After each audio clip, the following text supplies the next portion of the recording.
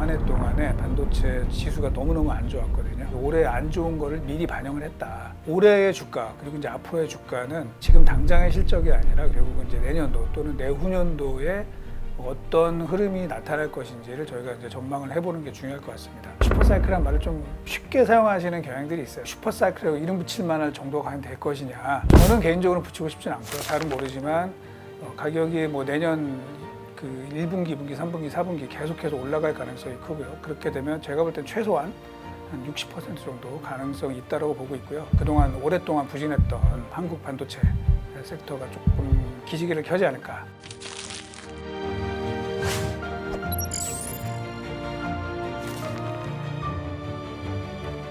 네, 안녕하세요. 저는 유진투자증권 리서치 센터장 이승우입니다. 저는 이제 반도체 산업을 주로 분석을 해왔고요.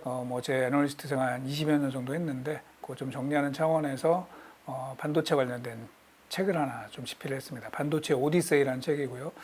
내용은 반도체에 관련된 그런 역사, 그리고 이제 기초 지식, 그다음에 국제 정세, 이런 것들 좀 종합해서 정리를 해놨기 때문에 평소에 반도체를 한번 공부해보고 싶다 하시는 분들은 한번 읽어보시면 좀 도움이 되지 않을까 그렇게 생각을 합니다. 네. 저희가 그 1월 2일 날, 올해 1월 2일 날 첫 번째 보고서로 쓴 게 있습니다. 메모리 워치라는 보고서에서 올해 반도체 시황은 굉장히 좋지 않을 것 같다라고 이제 전망을 했습니다. 하지만 주가는 올라갈 것 같다라고 이제 보고서를 쓴 적이 있어요. 그 이유는 뭐냐면 작년, 그러니까 2022년도 한 해 동안에 반도체 지수가 너무너무 안 좋았거든요. 우리가 이제 올해 엔비디아가 주가가 200% 넘게 이렇게 오르고 있지만 사실 작년 한 해 동안에는 50% 주가가 빠졌습니다. 그랬다가 올라가는 것이고, 왜 그러면 저희가 주가가 올라간다고 생각을 했냐면 결국은 이제 작년에 많이 빠진 것이 올해 안 좋은 거를 미리 반영을 했다라고 보는 거죠. 자, 그렇다면 올해의 주가 그리고 이제 앞으로의 주가는 지금 당장의 실적이 아니라 결국은 이제 내년도 또는 내후년도에 어떤 흐름이 나타날 것인지를 저희가 이제 전망을 해보는 게 중요할 것 같습니다. 그런 차원에서 보면은 이제 그동안에 이 반도체의 가장 큰 걸림돌이 됐던 재고가 좀 줄기 시작을 하고 있습니다. 그래서 저희는 점진적으로 업황이 좀 개선될 것으로 보고 있습니다. 또 하나는 이제 올해 반도체 주가를 이끌었던 가장 중요한 테마는 다들 아시는 것처럼 이제 AI입니다. 그래서 엔비디아가 반도체 섹터 전체를 끌고 올라갔다라고 봐도 이제 과언이 아닌데, 지금 이제 엔비디아 실적이 발표가 지난주에 났죠. 그러다 보니까 이제 지금은 그 이후에 약간 그 눈치 보기, 그러니까 이미 뭐 좋은 것들은 다 알고 있고 그 이후에 과연 어느 정도 더 좋아질 것인지, 또 중국과 관련된 이제 미국의 제재 때문에 이게 과연 지금과 같은 속도로 계속 성장할 것인지, 이런 거에 대한 이제 눈치 보기가 좀 진행이 될 것 같고요. 또 하나는 이제 저희가 보고 있는 거는 인플레이션 데이터가 반도체에 또 영향을 굉장히 많이 주고 있습니다. 그래서 우리가 되짚어 보자면 7월, 8월, 9월 인플레이션 데이터가 좀 높게 올라가는 걸로 나오면서 주가가 조정을 거쳤는데 10월 달 데이터는 이제 다시 조금 안정세를 찾으면서 11월 들어서 다시 주가가 이제 올라가는 그림이 나오고 있습니다. 이런 흐름이 저희는 연말에서 연초까지 조금 지속이 되지 않을까 그렇게 좀 기대를 하고 있습니다. 지금 우리 미래의 가장 이제 중요한 산업의 그런 전환을 이끌어내는 게 AI라고 보고 있는데, 이제 거기에 핵심이 당연히 반도체일 것이고, 다만 이제 한국 반도체는 거기서 약간 거리가 있었죠. 특히 재고에 대한 부담이 너무 컸기 때문에 이제 외국인들이 그 점을 굉장히 우려했었는데, 최근 들어서는 이제 감산을 통해서 어쨌든 재고를 많이 줄였습니다. 그리고 계속 더 줄여야 될 것 같고요. 그렇게 되면은 저희가 볼 때는 D램이나 낸드 가격이 지금 워낙 안 좋은 상황인데, 여기서 내년까지 해서 계속 좀 큰 폭으로 가격이 올라갈 가능성이 크고요. 그러면 당연히 반도체에 관심이 갈 수밖에 없다. 특히 이제 우리나라에서 시가총액 최상위권 업체이지 않습니까? 1등, 3등을 하고 있는 게 이제 반도체이다 보니까 관심이 좀 높아질 수 있다. 그렇게 판단하고 있습니다. 저희가 이제 반도체 가격, 또 D램 가격을 예측을 할 때는 D램의 수요를 일단 전망을 하죠. 그리고 이제 공급이 어떻게 되는지 이 두 가지를 보고 향후 가격이 올라갈 것 같다, 내려갈 것 같다라는 거를 이제 예측을 하는데요. 지금 상황은 이제 감산이 굉장히 많이 됐습니다. 감산이 굉장히 많이 됐기 때문에 여기서부터는 이제 지금은 생산량이 수요를 못 쫓아갈 것 같아요. 하지만 아직은 재고가 많이 있죠. 그래서 그 재고를 활용을 해가지고 결국은 이제 시장 수급을 맞추는 이런 상황으로 진행이 될 것 같습니다. 그런데 이제 결국은 생산이 부족하기 때문에 이제 그거를 디램을 사는 업체들도 다 알고 있죠. 그러면은 앞으로 가격이 좀 강세를 보일 가능성이 있다 그러면 이제 계속해서 주문을 내는 상황이 발생을 할 것 같고, 그렇게 되면서 가격은 올라가는데요. 이게 이제 얼만큼까지 올라갈지는 사실 잘 모르죠, 저희가. 다만 이제 저희는 방향성을 보는 건데, 왜 60%라고 얘기했느냐? 지금 이제 그 정도가 올라가 줘야 사실은 저희가 생각하는 디램 업체들이 최소한의 좀 수익성을 좀 확보할 수 있는 수준까지 올라갈 수 있을 것 같아요. 그래서 뭐 잘은 몰라요, 사실 잘은 모르지만 가격이 뭐 내년 그 1분기, 2분기, 3분기, 4분기 계속해서 올라갈 가능성이 크고요. 그렇게 되면 제가 볼 땐 최소한 한 60% 정도 가능성이 있다고 보고 있고요.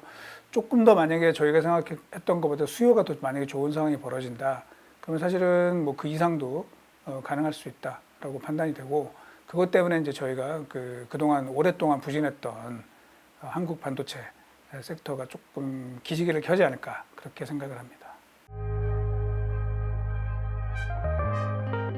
HBM이 사실은 이제 지금 우리 한국에서는 굉장히 중요한 이슈가 되고 있고, 그거에 따라서 아시는 것처럼 이제 삼성전자가 조금 부진했고 하이닉스는 거기에 대응을 잘하면서 주가가 훨씬 좋은 상황이죠. 그래서 지금도 뭐 가장 중요한 이슈입니다. 이슈인데 이제 내년에 어떻게 될 거냐 굉장히 고민이 많습니다. 일단은 좋은 거는 맞아요. 좋은 거는 맞는데, 그러니까 저희가 뭐 나름대로 수요랑 공급을 좀 생각을 많이 하고 있거든요. 그런데 뭐 예를 들면 이제 수요라고 하면은 이제 GPU, 우리 AI용 GPU가 어느 정도 팔릴 것인지, 그 모델별로 이제 저희가 그걸 좀 체크를 하고 있어요. 근데 그 숫자랑 뭐 예를 들면 하이닉스나 삼성전자 또 마이크론이 뭐 내년도에 만들어 팔겠다고 하는 그 숫자랑 이게 조금 이렇게 매치가 좀 안 되는 부분이 있어요. 그래서 저희가 모르는 부분이 좀 있을 것 같다라는 생각인 거죠. 그래서 저희가 시장 조사 기관들 또 뭐 삼성전자, SK 하이닉스 계속 인터뷰를 하면서 좀 윤곽을 잡아가고 있는데요. 일단 현재 기업들이 이야기하는 거는 제가 볼 때는 이제 시장 조사 기관들이 예측한 것보다 물량이 훨씬 많을 것 같습니다.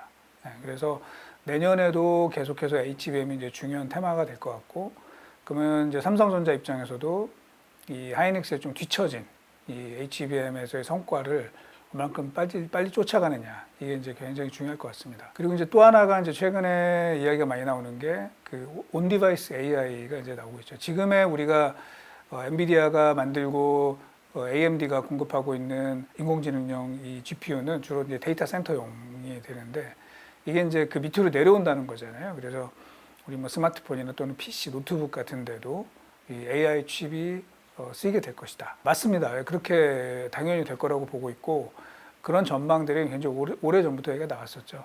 그런데 이제 또 요 며칠 사이에 굉장히 크게 좀 테마가 되고 있습니다. 그래서 이제 관련주들 해서 많이 언급이 되고 있는데요.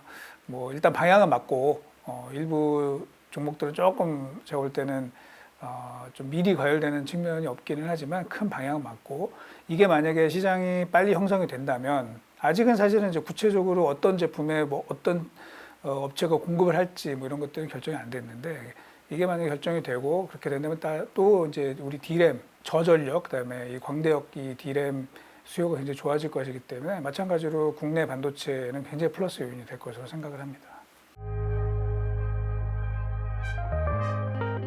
슈퍼사이클이라는 말을 저는 이렇게 잘 쓰고 싶지는 않습니다. 그러니까 제가 이제 애널리스트 하는 그 기간 동안에 슈퍼사이클 딱 한 번 봤습니다. 딱 한 번. 이게 언제냐면 2016년 하반기부터 2018년도까지, 2018년도 3분기까지 그때 있었던 것이고, 그 전에는 슈퍼사이클이 언제 있었냐면은 1994년에서 5년 요때 있었어요. 그러니까 사실은 한 20년에 한 번 나오는 게 슈퍼사이클이죠. 그런데 이제 지금 요즘에 이제 제가 느끼는 거는 많은 우리 이 시장 참여자들이 이제 슈퍼사이클이라는 말을 좀 뭐라 그럴까, 좀 쉽게 사용하시는 경향들이 있어요. 근데 슈퍼사이클은 정말 그 레벨이 이제 달라지는 거거든요. 그래서 그게 뭐 나오면 좋겠어요. 저도 나오면 좋겠지만, 지금 뭐 아시는 것처럼 세계 경제가 내년도에 조금 성장률이 둔화될 가능성이 있다라고 보는 거죠.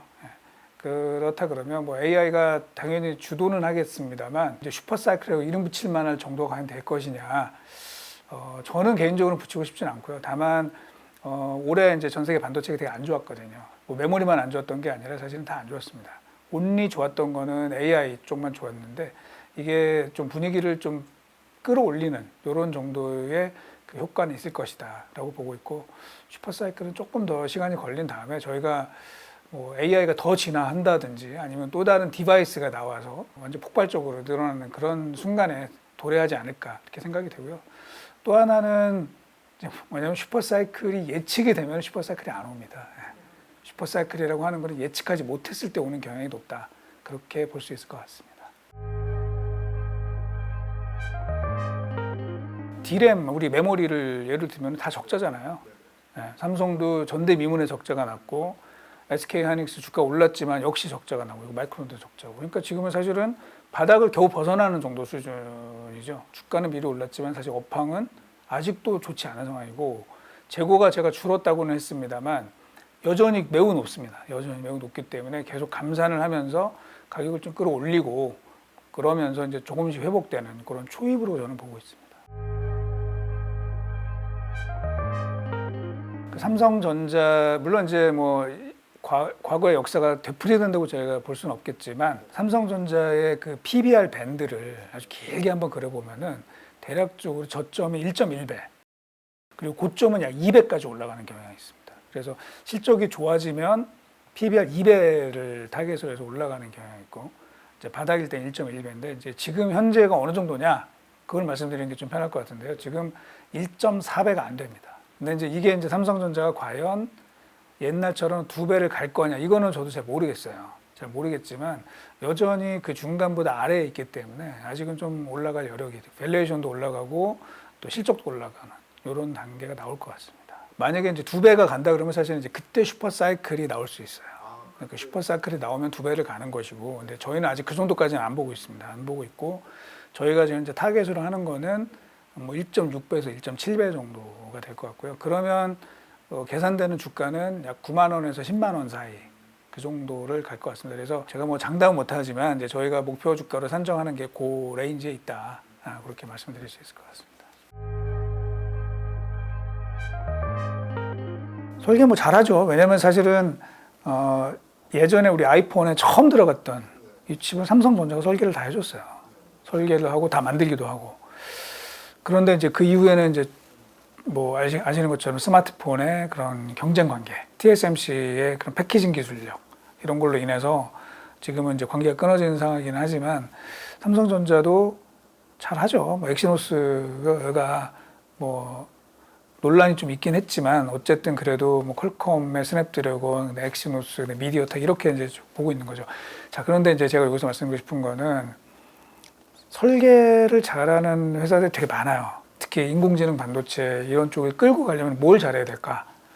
저는 이제 설계는 뭐 당연히 잘해야 되겠지만 그거 이외에 저는 이런 얘기를 하는데 시스템 인테그레이션을 잘해야 된다는 거죠.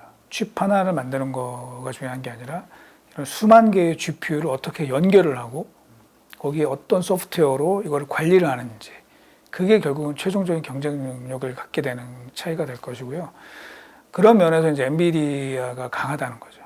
엔비디아를 지난번에 이제 젠슨 왕이 그렇게 얘기를 한 적이 있어요. 우리를 반도체 GPU 설계를 잘하는 업체로 생각한다면 굉장히 큰 오산이다. 우리의 진짜 경쟁력은 결국 네트워크와 소프트웨어다. 빅테크들이 그거를 잘하는 업체들인 거죠. 즉 시스템 인테그레이션을. 그리고 반도체 설계는 뭐 여러 군데가 할 수 있을 것 같습니다. 삼성도 잘하겠지만